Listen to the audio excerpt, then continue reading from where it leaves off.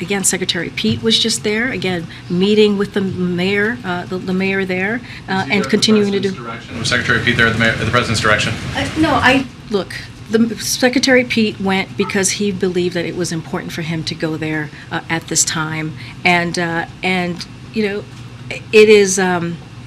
It is. Time to go? He said he wanted to go at the right time. Was this the right time? Even he today had some reservations about whether he met the right balance. Look, I think it was important. But I think what's important is that he was there.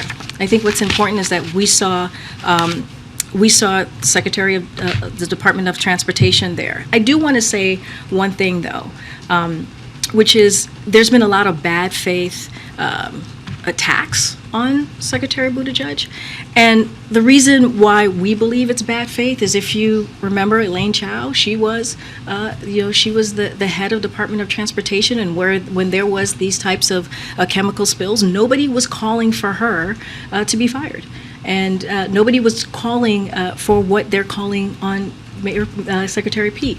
It is pure politics. It's pure political stunts, what they're doing.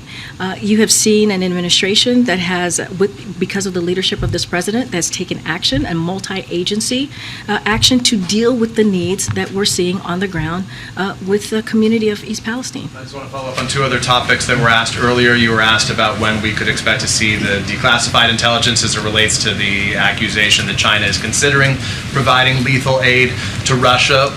A year ago, almost exactly a year ago, before the invasion by Russia, the administration was very quick to turn over declassified intelligence to demonstrate that Russia was planning this.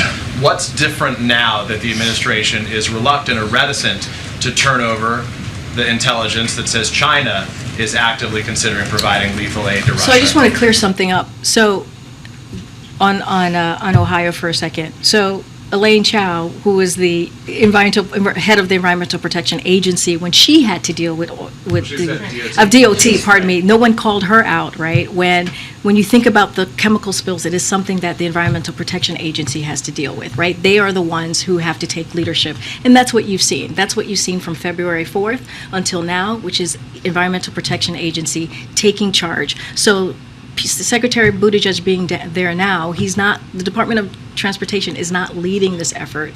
It's the Environmental Protection Agency. Just wanted to be very, very clear on that, and that is why the attacks that we are seeing on Secretary Buttigieg is really just in bad faith. And can you say your question again? Yeah.